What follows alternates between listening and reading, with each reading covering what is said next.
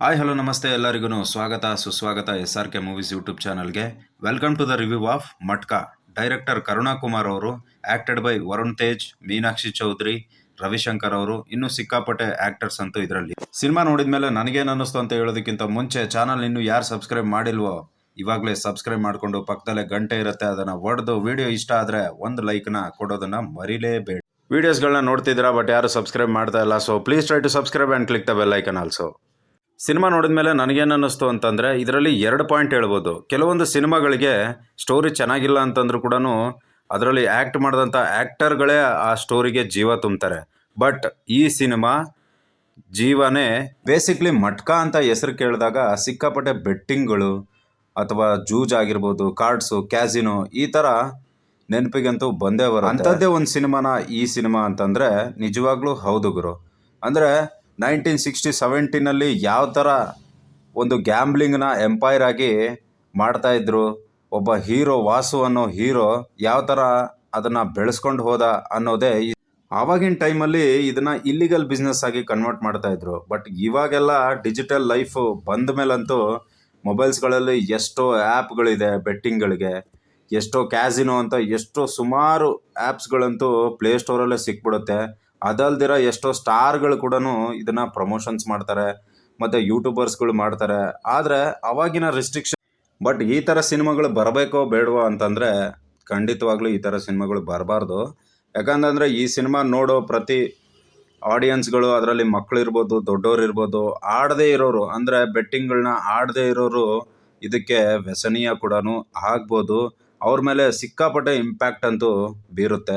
ಆಡದೇ ಇರೋರು okay, no problem. ಆಡೋರಿಗೆ ಸ್ವಲ್ಪ ನೋಡಿಕೊಂಡು ಸೂಕ್ಷ್ಮವಾಗಿ ಆಡಿ ಅಂತ ಹೇಳ್ಬೋದು. ಯಾಕಂದರೆ ಅವ್ರಿಗೆ ಇಷ್ಟನ್ನ ಬಿಟ್ಟು ಇನ್ನೇನು ಹೇಳೋಕ್ಕಾಗಲ್ಲ, ಯಾಕಂದರೆ ಅದಕ್ಕೆ ಅಡಿಕ್ಟ್ ಆಗಿಬಿಟ್ಟು. ಇನ್ನು ಮಟ್ಕಾ ಅಂತಂದರೆ ಊರ ಕಡೆ ಎಷ್ಟೋ ಜನ ಆಡಿರ್ತಾರೆ. ಅಂದರೆ ನಾನು ಚಿಕ್ಕವನಿರ್ಬೇಕಾದ್ರೆ ನಮ್ಮೂರಲ್ಲಿ ಆಡಿರೋದನ್ನು ನಾನು ನೋಡಿದ್ದೀನಿ. ಅಂತಂದರೆ ಅಲ್ಲಿ ಇದನ್ನು ಓಸಿ ಅಂತ ಕರೀತಾರೆ. ನಮ್ಮೂರಂತಲ್ಲ, ಸಿಕ್ಕಾಪಟ್ಟೆ ಊರುಗಳಲ್ಲಿ ಇದನ್ನು ಇವಾಗ ಇಲ್ಲಿಗಲ್ ಬಿಸ್ನೆಸ್ ಆಗಿ ಕೂಡ ಆಡ್ತಾ ಇದ್ದಾರೆ. ಅಂದರೆ ಹೋಗಿ ನಂಬರ್ಗಳನ್ನ ಬರ್ಸೋದಾಗಿರ್ಬೋದು, ಅದರಲ್ಲಿ ಬೆಳಗ್ಗೆ ಆದರೆ ಕ್ಲೋಸಿಂಗ್ ಏನು, ಓಪನ್ ಫಸ್ಟು ಆಮೇಲೆ ಕ್ಲೋಸಿಂಗ್, ಈ ಥರ ಆಟಗಳು ಇರುತ್ತೆ. ಇದನ್ನು ಓಸಿ ಅಂತ ಕರೀತಾರೆ ನಮ್ಮೂರ ಕಡೆ. ಆದರೆ ಬೇರೆ ಕಡೆ ಏನಂತ ಕರೀತಾರೋ ಗೊತ್ತಿಲ್ಲ. ಬೇಸಿಕ್ಲಿ ಮಟ್ಕಾ ಅನ್ನೋ ಒಂದು ಹೆಸರನ್ನ ನಾವು ಕೇಳಿರ್ತೀವಿ, ಬಟ್ ಅದು ಮೇಲ್ನೋಟಕ್ಕೆ ಏನೇನೆಲ್ಲ ಆಡ್ಬೋದು, ಹೆಂಗೆಲ್ಲ ಆಡ್ಬೋದು ಅನ್ನೋದನ್ನು ನಮಗೆ ಗೊತ್ತಿರುತ್ತೆ. ಬಟ್ ಆಳವಾಗಿ ಹೆಂಗಿರುತ್ತೆ ಅನ್ನೋದನ್ನು ಇದರಲ್ಲಿ ಅಚ್ಚುಕಟ್ಟಾಗಿ ಪ್ರೆಸೆಂಟ್. ಒಬ್ಬ ಇಲ್ಲಿಗಲ್ ಬಿಸ್ನೆಸ್ ಮೈಂಡೆಡ್ ಇರೋ ವ್ಯಕ್ತಿ ಒಂದು ಮಟ್ಕಾ ಅನ್ನೋ ಗ್ಯಾಂಬ್ಲಿಂಗ್ ಆಗಿರ್ಬೋದು ಅಥವಾ ಬೇರೆ ಥರ ಗ್ಯಾಂಬ್ಲಿಂಗ್ ಆಗಿರ್ಬೋದು ಶುರು ಮಾಡಿದರೆ ಯಾವ ಮಟ್ಟಕ್ಕೆ ತೊಗೊಂಡೋಗಿ ನಿಲ್ಲಿಸ್ತಾನೆ, ಮತ್ತು ಅದರಿಂದ ಹೊರಗಡೆ ಬರೋಕ್ಕಾಗುತ್ತೋ ಇಲ್ವೋ, ಅಂದರೆ ಎಷ್ಟೋ ಜೀವನಗಳು ಹಾಳಾದಾಗ, ಅದು ಅವ್ರಿಗೆ ಗೊತ್ತಾದಾಗ ಇದರಿಂದ ಹೊರಗಡೆ ಬರ್ಬೋದು ಬರಲ್ವೋ, ಬಂದರೆ ಏನೆಲ್ಲ ಆಗುತ್ತೆ ಅನ್ನೋದನ್ನು ಈ ಸಿನಿಮಾದಲ್ಲಿ ಕರೆಕ್ಟಾಗೆ ತೋರಿಸಿದ್ದಾರೆ. ಇನ್ನು ಮ್ಯೂಸಿಕ್ ವಿಚಾರಕ್ಕೆ ಬಂದರೆ ಎಕ್ಸ್ಟ್ರಾಡಿನರಿ ಅಂತ ಹೇಳ್ಬೋದು. GV ಪ್ರಕಾಶ್ ಕುಮಾರ್ ಅವ್ರಿಗೆ ಸೂಪರ್ ಬ್ಯಾಕ್ಗ್ರೌಂಡ್ ಸ್ಕೋರ್ಗಳನ್ನ ಕೊಟ್ಟಿದ್ದಾರೆ. ಎಕ್ಸ್ಪೆಷಲಿ ಇದರಲ್ಲಿ ಈ ಆ್ಯಕ್ಷನ್ ಸೀಕ್ವೆನ್ಸ್ಗಳಲ್ಲಿ ಒಳ್ಳೆ ಎಲಿವೇಶನ್ಸ್ ಮುಖಾಂತರ ಅದಕ್ಕೆ ಎಷ್ಟು ಬೇಕೋ ಅಷ್ಟನ್ನು ಮಾತ್ರನೇ ಮ್ಯೂಸಿಕ್ನ ಮಾಡಿರೋದು GV ಪ್ರಕಾಶ್ ಅವರು. ವರುಣ್ ತೇಜ್ ಅವರ ಆ್ಯಕ್ಟಿಂಗ್ ಕೂಡ ಇದರಲ್ಲೇನು ಕಮ್ಮಿ ಇಲ್ಲ ಗುರು, ಅಷ್ಟು ಚೆನ್ನಾಗಿ ಮಾಡಿದ್ದಾರೆ. ಎಸ್ಪೆಷಲಿ ಇದರಲ್ಲಿ ಲಾಸ್ಟಲ್ಲಿ ಒಂದು ಡೈಲಾಗ್ ಬರುತ್ತೆ, ಬ್ಯಾಲೆನ್ಸ್ ನೇಚರ್ ಅಂತೇಳಿ ಬರುತ್ತೆ.